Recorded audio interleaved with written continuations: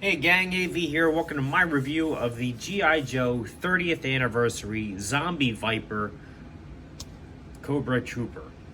Here he is in the packaging. He is a blister carded figure. You can see the majority of his items there through the blister card bubble. As you can see, I got this guy for 10 bucks about 2 years ago, I think. I haven't opened him yet. I got him at a local convention.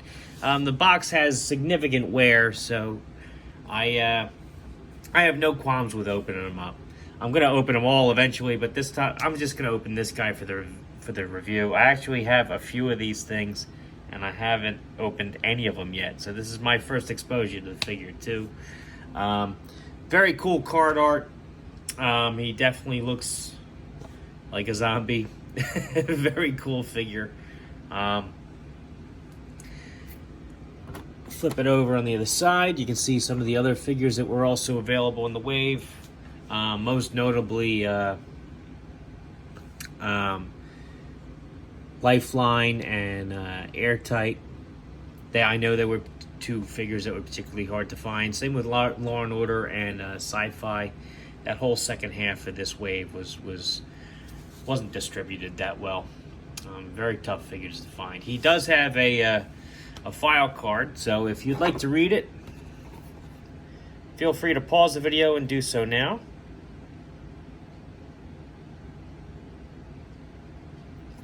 As usual, I'm always happy to see the inclusion of these things.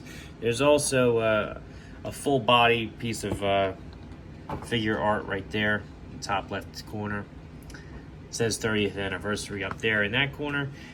And that's about it, I have to say, for the packaging. Let's get him out of here and see how cool he is. You may see a few more older figure reviews from me in the future, just because, well, to be honest, this is a 1/18th scale review channel, and there just hasn't been a whole lot of 1/18th scale new figures available. So I've got several on pre-order from Boss Fight Studio and whatnot, but you know, my supply of new content is starting to run dry, so you may see more classic, or not classic, but older G.I. Joe figures like this one getting reviewed on my channel. So hopefully you enjoy that. If not, let me know. Let's get the figure and everything out of here. Get rid of all of his accessories here. That's taped in.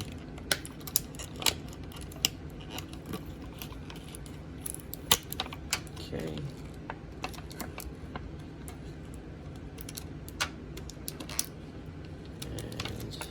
And his sleeve, there we go.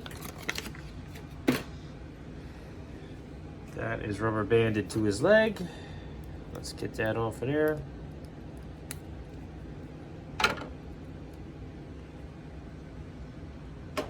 Okay, as usual, we're gonna have a look at his accessories first.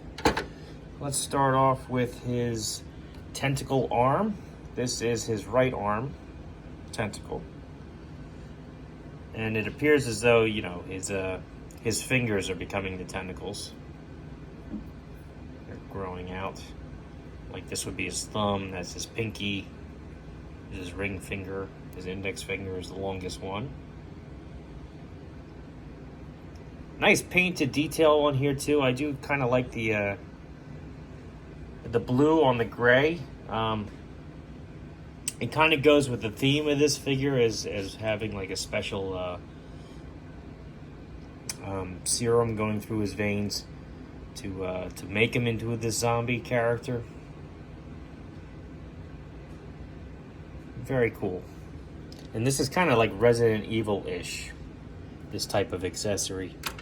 He's got one for both hands, and they are different. Like this one has a different sculpt. Like this one, it looks like the middle finger is the longest one, for example. So they are not identical. They are different pieces. He comes with his right hand, which is obviously detachable. The wrist is articulated. Can do a full 360 as well as hinge up and down. And get some nice gnarly poses out of that. It's pretty cool. And it's got the same blue detail highlights on there.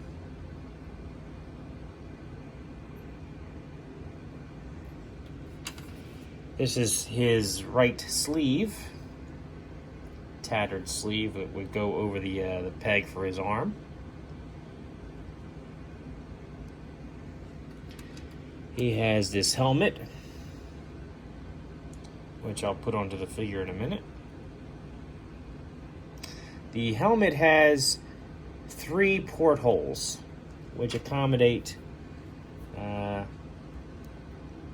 hose on the canister here.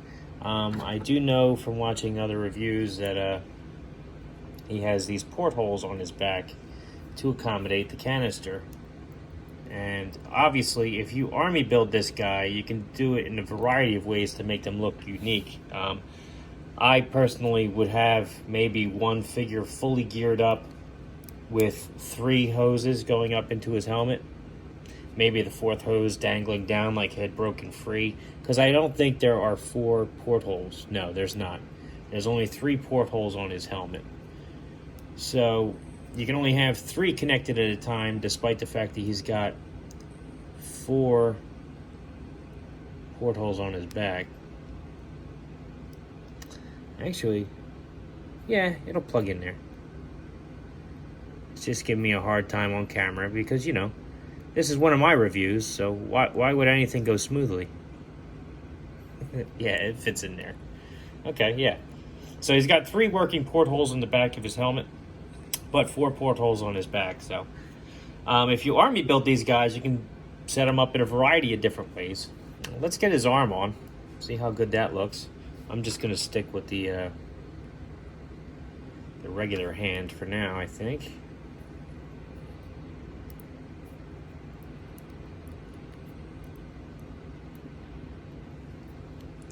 Let's take that off there. It's giving me a little bit of a hard time.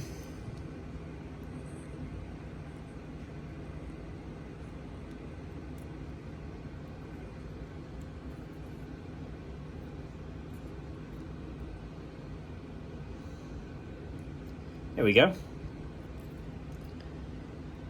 It's just a little stiff. Plugs on nice. There's enough room for both to fit on there. It does look a little awkward because his elbow is still exposed, but, you know, still, it's a nice touch. And here's the figure himself. Let's get the helmet off so we can have a good look at his face. Ooh, his helmet fits pretty snug on there. All right. Nice sculpt on the face. I do like that quite a bit. And again, he's got the blue highlighted details all over for the serum going through his body.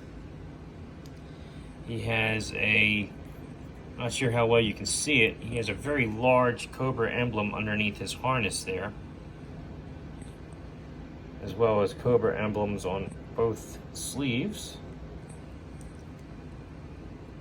Green jumpsuit, which is not typical of you'd see for like the Cobra Army. Bare feet. I'll be honest, my one gripe with this figure, I don't even mind that he's gray and blue, because it does fit with the theme, but I would have loved if it was like a torn blue jumpsuit, so that you could actually make him look like a trooper who had gone under this this experimentation. You can do a before and after, you know. Green kind of works for the theme of it. It makes him look more zombie-ish, but at the same time, I do wish they used a blue one, personally. But still, the figure's very cool. Let's get over his articulation. So, his head's on a ball joint. With, no hinge. Okay, so it's a ball on a ball joint. It would do a full 360, but the back of his harness is hindering its motion there. His arms do a full 360. They can go almost flat down, and then go that far up. Nothing at the bicep. His elbows, do a full 360. Flatten out and do a full 90 degrees. He does have, because of the peg, a rotation there at the top of the forearm. He has a rotation there at the wrist. And a hinge at the wrist so he can bend his hand up and down. Alright, his harness does affect his ab crunch, but it is there and you can get some motion out of it.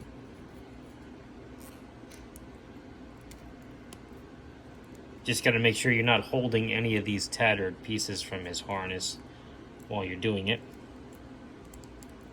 His legs can go up about that high.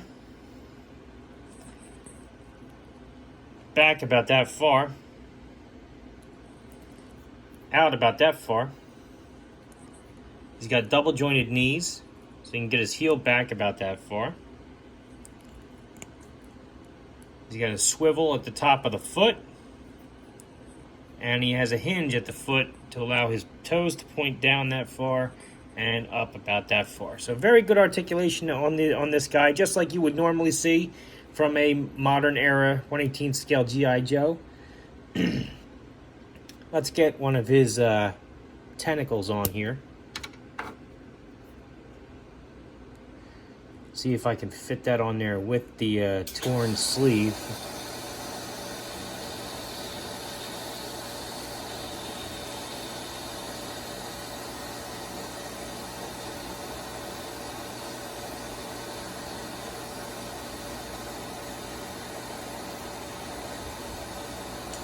Honestly, I'm not sure if I can with the sleeve attachment on there. May have to do that without the sleeves.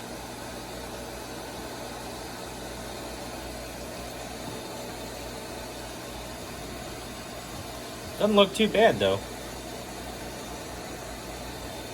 Very sci-fi-esque, you know? Very like Resident Evil type attachment there. I am kind of disappointed that I can't get this on there with the torn sleeve. Let me see. Let me try again.